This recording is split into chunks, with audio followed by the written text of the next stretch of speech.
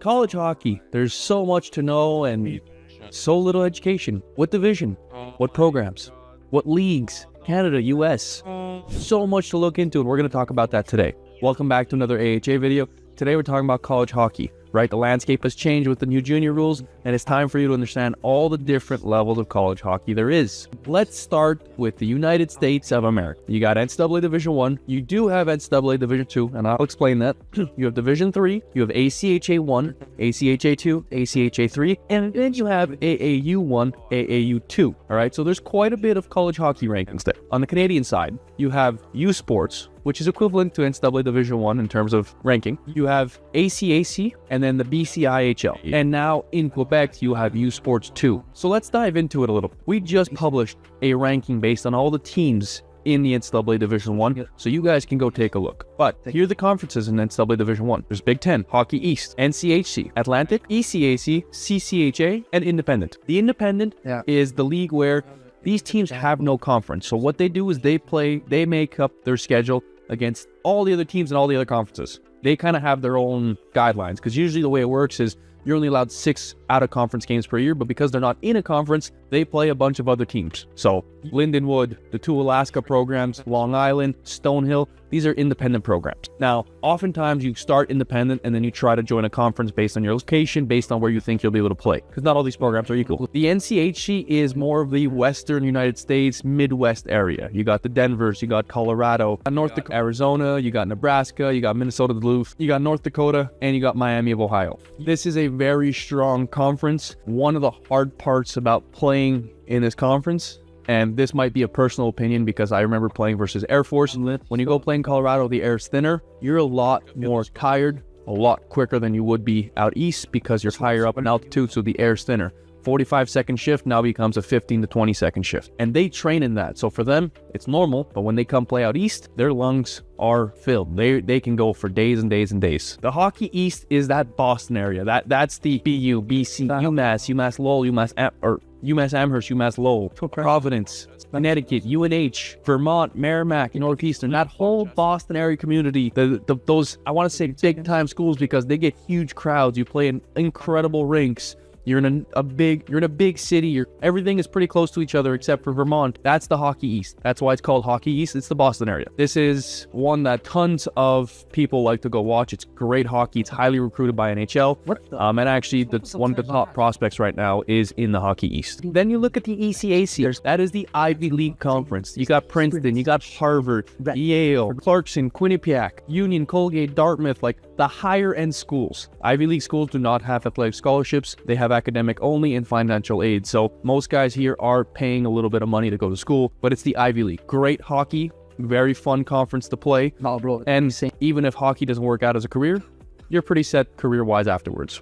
The CCHA is the Michigan area division. Northern Michigan, St. Thomas, which is in Minnesota, Ferris State, Bowling Green, Bemidji is Minnesota, Lake Superior, Michigan Tech, Augustana, Minnesota State. So that Michigan-Minnesota area, that's what this conference is. Very, very competitive division for sure.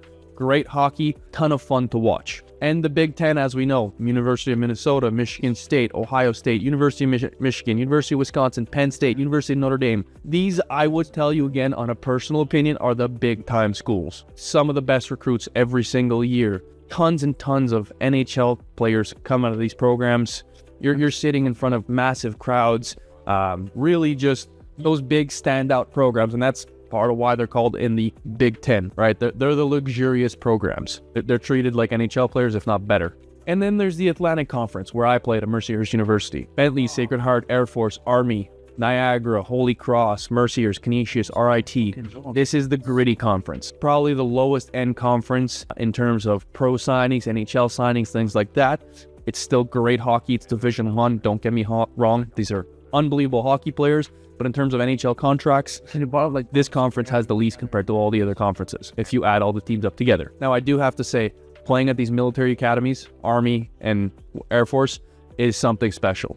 Seeing their campus, seeing their heritage, the student pride, the student culture is next level to anything I've seen on any of the other campuses, whether they're in conference or out of conference, and it's a very cool experience. Like I said, though, if you want to see the Division I breakdown, program by program, who has the most signings, things like that, or our rankings for Division I's, we published another video. Please go check it out on our page. Let's go into Division 2. Now, Division 2 is the NE10. Division 2 is something that needs to change and needs to expand, especially with the new junior rules. That is absolutely for sure. Now, the NE10 plays a Division 3 schedule. You're playing Division 3 programs. The only thing is, you can't compete for a national championship. And it's funny, I actually had this conversation with somebody playing Division 3. First thing he said is, I got recruited by the NE10. What's the point of playing if there's no national championship at the end? What's the point of battling every day and competing if you have nothing to compete for? Right? That's the downfall of Division 2. It's something that needs to grow and expand, and hopefully it will in the coming years. And they need to have their own national championship, right? We're competing for something here. D3, I want to make it clear that there are a handful of programs that could probably be Division 1 with the way they treat the players and with how skilled they are. Now, why aren't they Division 1? They might not have been approved by NCAA, might be school restrictions. There's a ton of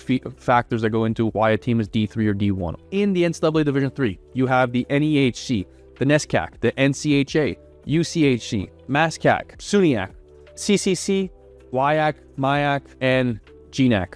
Some of the many top programs: Wisconsin Stevens Points, Adrian, Hobart, Trinity, Utica. These are unbelievable Division 3 programs, and there's many more, don't get me wrong, but those are usually the top 5. Probably could compete versus some of the Division 1 programs. You're treated unbelievably. They get great spectators, they have great facilities, and it's definitely worth looking at, especially after the new Division 1 rule. You're going to want to take a serious look at the Division 3 hockey. So these Division 3 located a little bit everywhere. For example, the WIAC is mostly a Wisconsin. SUNYAC, well, or SUNYAC, that's a SUNY conference. For those of you who don't know what SUNY means, SUNY is State University of New York. So it is a New York area conference. The NESCAC is definitely a conference that we get asked a lot about as advisors. A lot of players want to play in the NESCAC. Very good schools, very good league, well looked at, very competitive, so it makes sense why plenty of players call us about the NESCAC. But I want to make it clear, all conferences are still good to play in. They are very, very competitive, very good conferences. And then you go look at the NCHA, Adrian, Trine, Dubuque, Lawrence University. These are all big programs in the same conference that when they play each other makes for some really good hockey. The MIAC has a lot of Minnesota schools, and there is, in the Division 3, there is one independent program, Keene State College, and I hope I said that properly. I apologize if I didn't. Division 3, like I said, has more conferences than Division 1. I would say the talent is spread out a little more. There's the high-end D3, the low-end D3, kind of like in D1, but it is a bit more of a gap because there's more programs.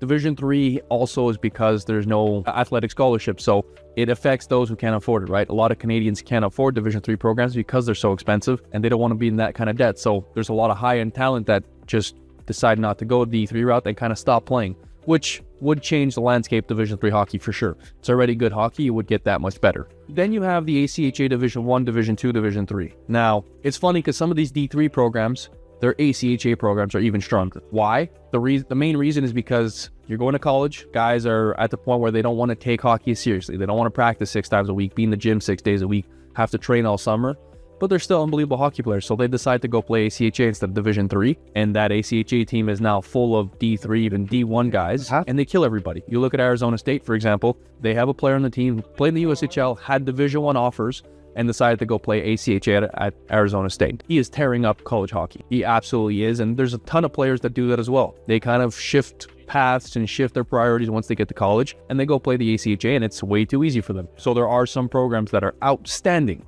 There's other programs that are outstanding because of where they're located, right? Do you want to go play in the cold of Alaska, or do you want to go play in the warmth of Arizona or Florida, or programs like that where you finish school, you go to the beach? So that's where at the ACHA level, it's a little different than the college hockey, the NCAA level, because guys are not picking programs based on hockey, they're picking based on school and lifestyle. There's a huge difference between the three, D1 to D2, D2 to D3. Now, obviously players could move up and sometimes they play D3 because the school they picked to go to based on their program, but there's still a big gap player-wise. We do see some ACHA Division 1 guys going pro afterwards.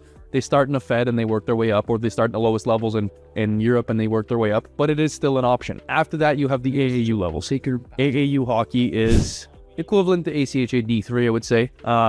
Very similar style club. Guys are playing for a good time. There's a small fee to play for them. It's hard to rank the AAU programs because it's not something we get asked about a lot. And to be honest, we don't really send guys there. If you're going to play AAU, you don't need an advisor.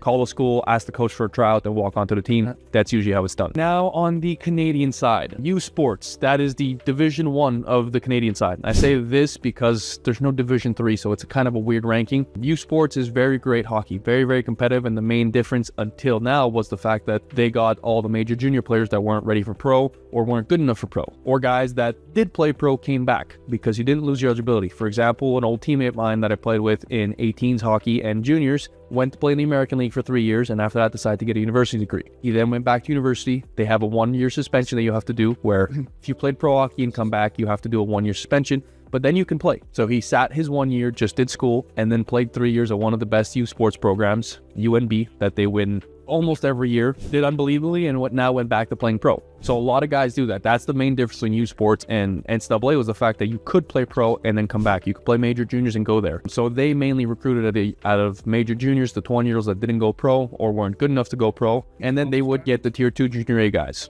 So it was a mixture of those two. You don't see many Americans going to play youth sports. They all play the NCAA or ACHA. Youth sports is very, very competitive hockey. Programs like UNB, University of New Brunswick, have won state championships or provincial championships or Canadian championships, however you want to call it, year after year after year. For some reason, a lot of players are attracted to that program, but there are other good programs. McGill University, you get a great education. Concordia in Montreal, Acadia, Brock. There's university programs all over Canada. Youth sports is very competitive, and if you're going to look at the overall rankings, it's equivalent to D1 or if not a bit below. Oftentimes they will play each other. Youth sports will play NCAA teams in preseason kind of exhibition games, and they're very, very good hockey game. Another difference is guys in youth sports wear visors, and whereas in NCAA you can't wear a visor. After that, you have the ACAC. ACAC is kind of like the Division 2, I would say, in Canada. Good university hockey. That's where a lot of tier 2 guys will end up because they didn't make the cut at the U Sport level or the NCAA level, so they go the ACAC route. Competitive hockey, I have a lot of my past teammates that played there. They had a great time. You still go pro afterwards. You start in the lower level leagues. Guys who would go maybe SP or 2nd, 3rd, 4th league in Europe. Whereas if you played ACHA, you start in like the 6th or 7th league in Europe. Again, the ACAC is not something that we get asked too much about. There's only 7 teams in that league. University of Alberta, Augustana, Red Deer, Briarcrest, Portage, Concordia. We don't get asked too much about this league because oftentimes coaches do a good job of recruiting where you don't really need an advisor for that league specifically. Whereas youth sports, it helps. Then lastly, there's the BCIHL, which is kind of like the ACHA of Canada. It's university hockey, it's college hockey, not a league that we promote many players to. We may have helped a couple guys get there, and oftentimes the reason you would pick that over ACHA is financial reasons. ACHA, you're still paying a pretty penny, especially as a Canadian, whereas BCIHL is much more affordable and reasonable for Canadian families specifically to go play. That's guys who played tier 3 or low-end tier 2 guys. They might end up in the BCIHL. And again, once it comes to university hockey, it also depends on what you want to study. That is a huge factor. Now, if you were to rank these leagues, both Canadian and American leagues, NCAA D1 would be first, U Sports would be right there, NCAA Division 3, D2 and D3, you put them together. I don't really count D2 in this ranking, but you put D3 under U Sports, then you put ACAC, then you put ACHA D1, then you would put ACHA D2, BCIHL, then you would put ACHA D3, then you would put AAU. And then, like I mentioned earlier, there's a U Sports 2. It's considered 𝗟𝑠ce Q2 because it's a Quebec league. It is a new league, which they are trying to expand. It currently only has 4 teams in that, but it's kind of like the club hockey of only Quebec universities. So that would be at the bottom with the AAUs. But this is how we would rank college hockey across North America. And again, there's a multitude of factors you can look at. We're ranking these based on stats. Division 1 has promoted the most pro players, U Sports is 2nd, NCAA D3 is 3rd, and so on and so forth, right? But you can rank these on so many different levels. Academics, pro players, facilities, scholarships, whatever it looks like. It really depends on what your priorities are once you get to university, right? Not everybody's going to play pro, and there's a lot that you need to look at when you're making a decision on where you're going to go to school. Now, I know I threw a lot at you. Hopefully, it raised some good discussions as a family about your future in hockey and academics because they go hand in hand. If you have any questions, please drop them down below in the comments. We'll gladly answer them and help you out. And if you're looking for more AHA content, click this or click this. Thank you guys for watching. We appreciate the support. Don't forget to like and subscribe, and we'll see you guys in the next one.